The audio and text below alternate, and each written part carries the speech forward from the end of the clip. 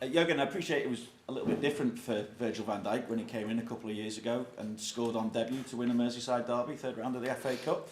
But in that kind of context, I just wonder how ready Minamino is to maybe come in and make an impact for you now. I think it's pretty much the same situation. I'm not 100% sure. Virg was injured, right before. I'm not sure when he. Okay, well, I'm just thinking about the adjustment. I know, but he played. He didn't play for a while, I think, for Southampton. So when he came in, I remember the morning session. I decided it in the morning because it was not the actual plan. And then in the morning, I just thought, come on, why not? Let's give it a try. And it was obviously that time a good decision. And now Takumi is here. Had now 3 sessions with the team.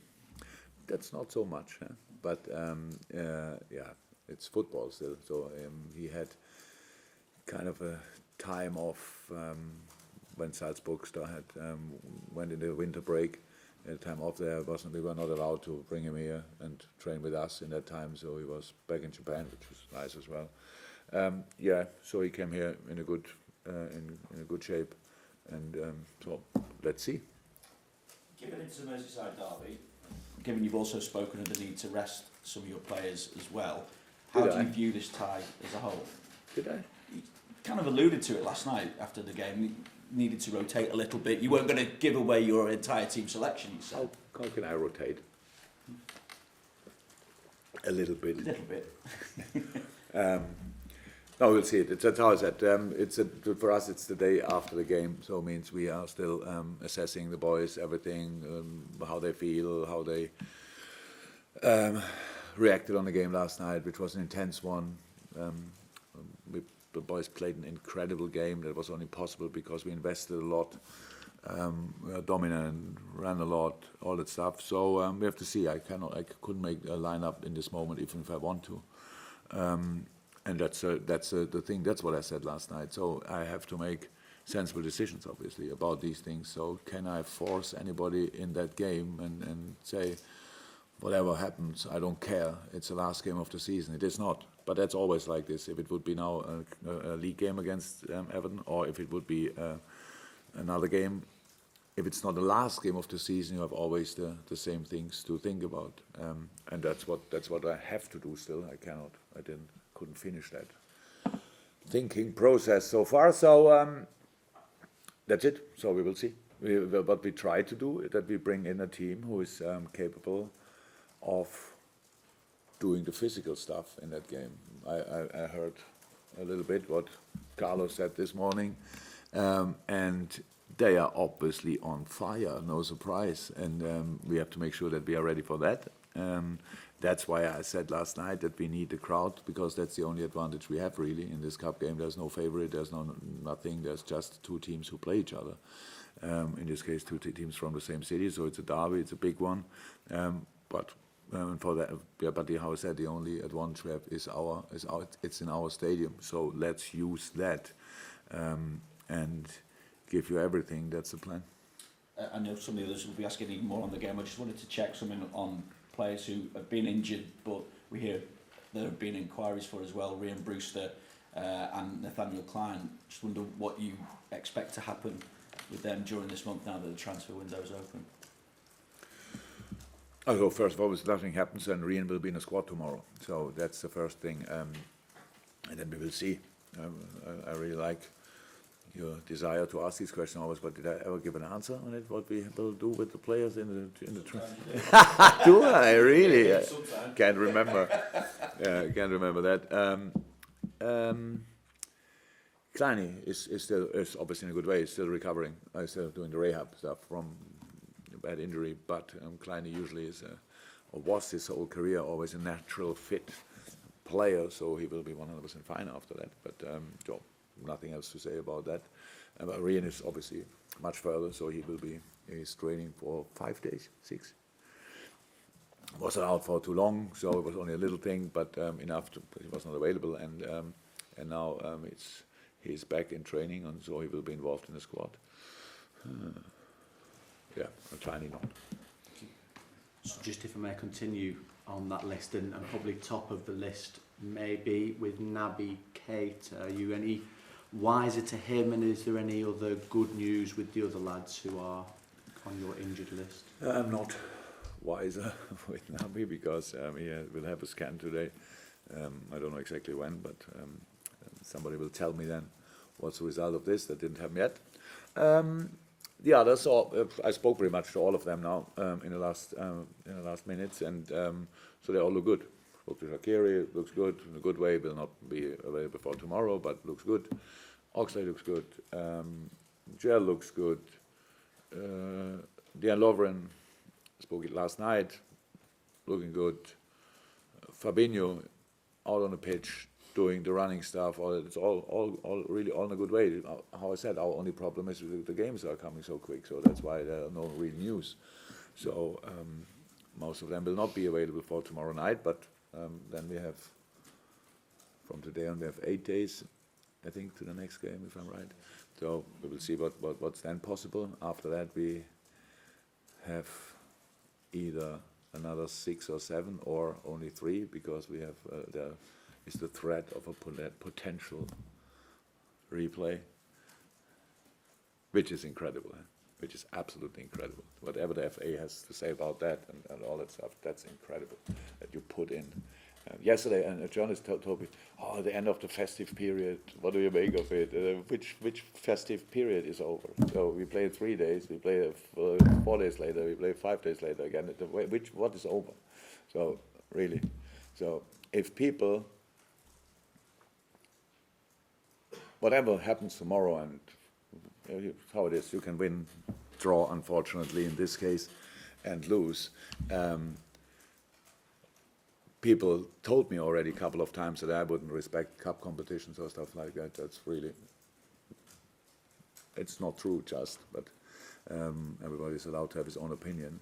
But my first job is to respect the players. It's my absolutely number one job. And I see them every day, I see them every second, I see them all the time, and I have to make a decision, is it allowed to bring them again or not? So that's it. And it looks like the federation around, they try to make it a bit more tricky. Yeah? So, and now we're always talking to the teams who are in international competitions, like we play 3 times a week, stuff like that. Now it hit really hard other teams. We are not in this, not that number of games usually over the year, like Newcastle. And looking at a situation like they had in the last game and not start to think, it would be really crazy. Because it's just, how is that? All the time, the discussion every year that the managers speak, and it's always in the discussion, like we discuss it, and the rest think, what they are talking about? So it's just you lose 4 players in 1 game. That should not happen. It just should not happen, and it happened. Bournemouth injury is like unbelievable. I don't know how many lost 2 in a game against us, stuff like this. So that's really, sports science and sports medicine is a good place. But they cannot do miracles. That's not possible.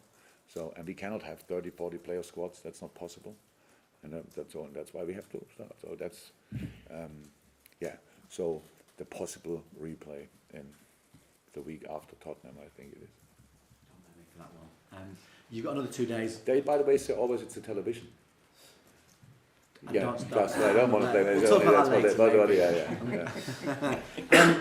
2 more days, obviously, to think about the team that you will put out against Everton, but more often than not, you usually make a decision on your goalkeeper, at least. So have you done that? Might it be the birthday boy who starts again against Everton in Adrian? Who is that? Oh, yes, I made a decision.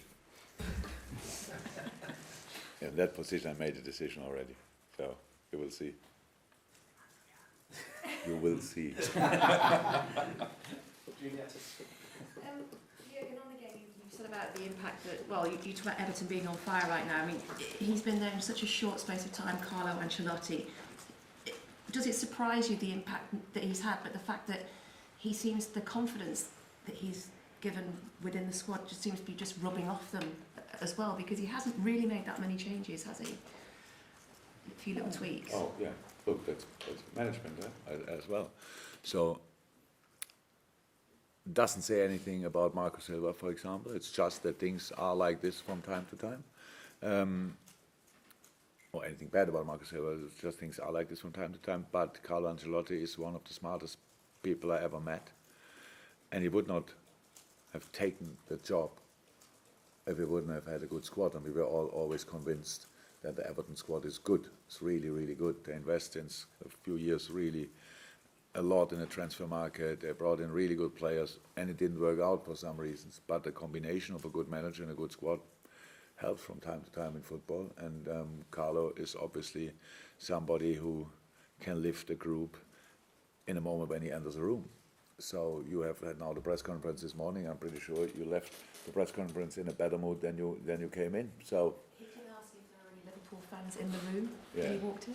yeah, you can imagine. And I hope 20 people showed up. Only one, not bad. What's your club actually then? Totally impartial. Sorry? Impartial. Impartial. I don't know that word. Impartial Maybe. United. BBC. You don't have an opinion. It's that famous BBC. We don't have an opinion. That's good. So. Going out loud. Yeah. No, we are not live, right? Oh, we are live. Okay. No, he's just said that's how it is. When I heard it, I thought it's a proper combination. Yeah. So yeah, they will do well, 100%.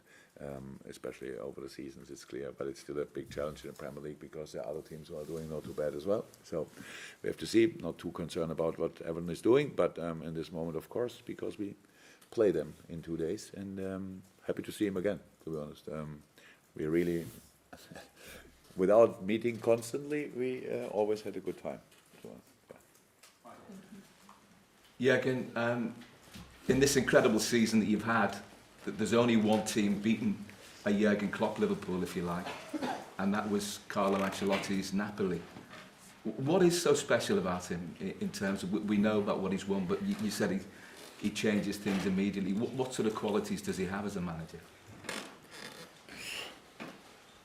I'm sure Carlo had for sure plenty of biographies, autobiographies, and stuff like that. So read them, and then you know that it will take too long to tell now all the qualities of Carlo Ancelotti.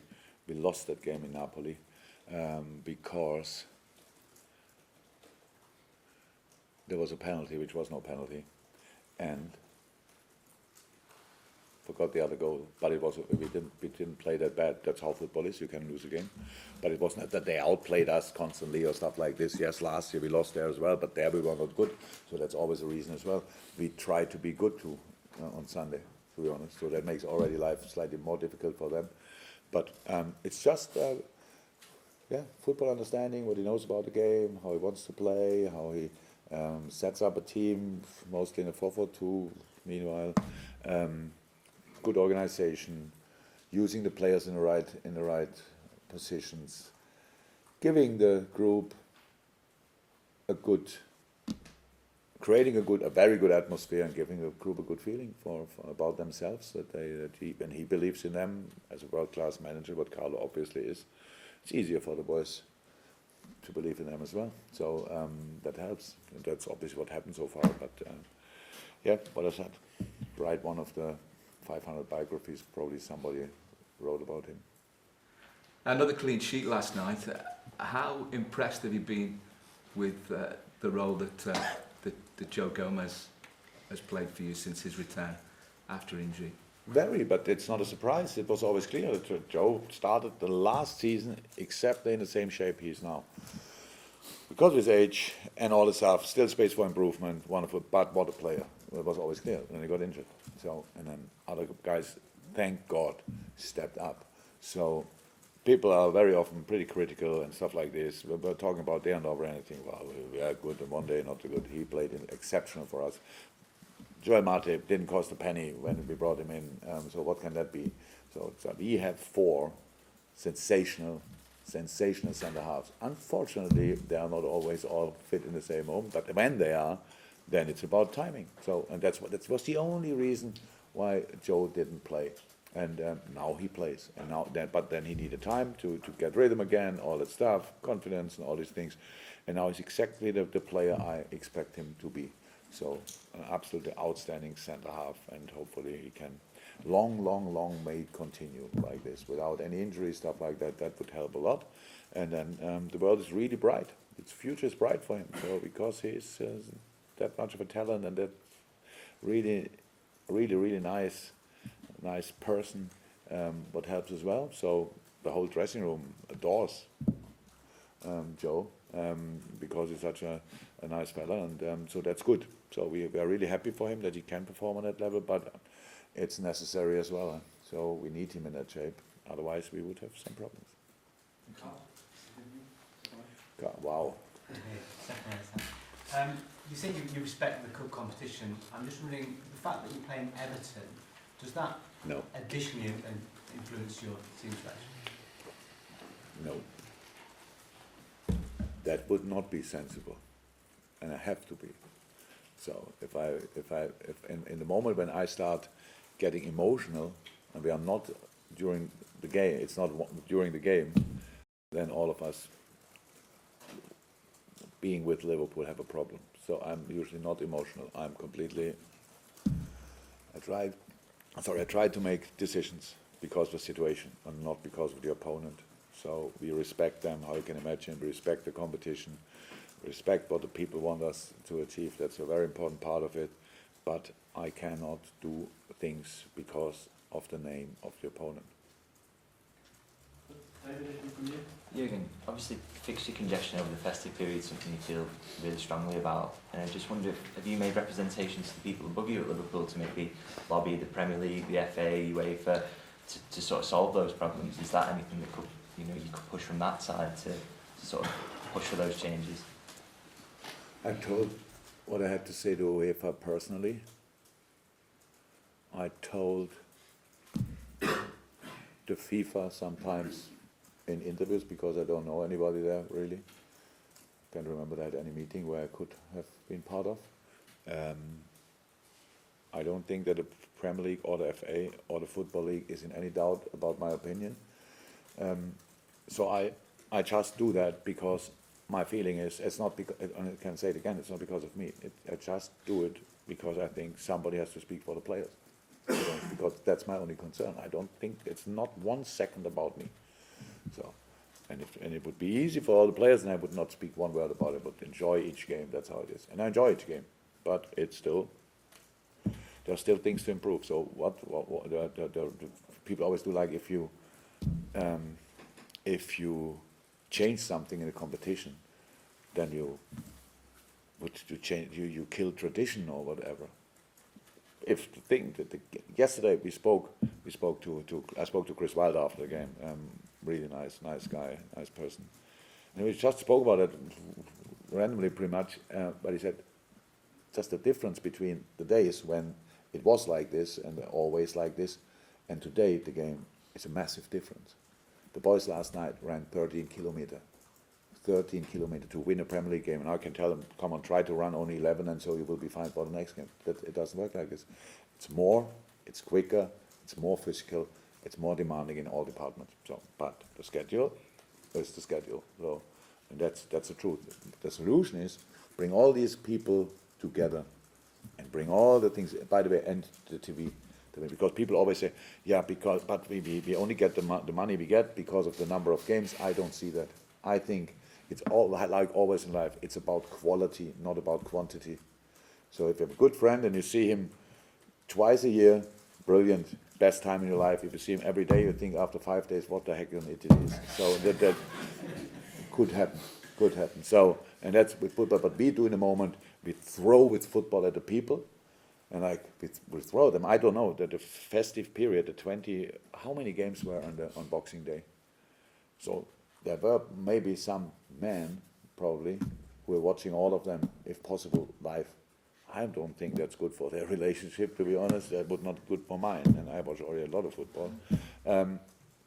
So just that's it. I really think all these plus TV come together, speak, and find, and try to think one time in all these negotiations. Try to think one time about the players. That's it. Because without them, yes, without the money it doesn't work 100%, but without the players it doesn't work as well. But we have to make sure that the clubs as well, because the clubs have to be there as well, that we send the right people who care. Because the problem, of course, is that the football people, the real football people, like managers or sporting directors, we are not involved in these talks. If there is a meeting, then there sit what is that? He didn't listen. So other people, for us, they're sitting there, then they're not football. They're coming from all over the world, sitting together, owners and stuff like this. In our case, fantastic people. I can say it because I know them, and I don't think all the others are bad or whatever. So there will be fantastic people as well, but they are not in the thing really. That's not that. We need to talk with the football people, and then I think there's a solution possible. And nobody will miss a game then at the end or think, oh, why I cannot watch today a football game. There will be enough football, 100%. We accept that 100%. We love this game. But at the end, we have to make sure that we all can come through, and at the end, the best team wins or whatever, and not the most lucky with injuries and stuff like this. It's all part of the game, and there will be injuries always. That's okay. But it's really that we all start at one point really talking to each other. And that doesn't sound so complicated to me, to be honest. For me, it looks like, okay, we constantly solve problems with bringing the people together from the different departments and talk to each other, and then we try to solve it. That's how life works. So in this moment, if you talk to one of them, they say, but then there are too many games, and there are too many games, and the television is coming. If we cannot broadcast the game at 7:30 in the morning, then nobody will watch it in the Middle East or whatever. All that stuff. So, but they just start talking, and I'm pretty sure there's a solution possible. And if you need me in that discussion, I go there. If I find time between the games. That's the thing, who do you think would be responsible for pulling all these people together? It would be now Reece 20%, it would be me. I don't know. Okay, we talk about English football players as well, so I say the FA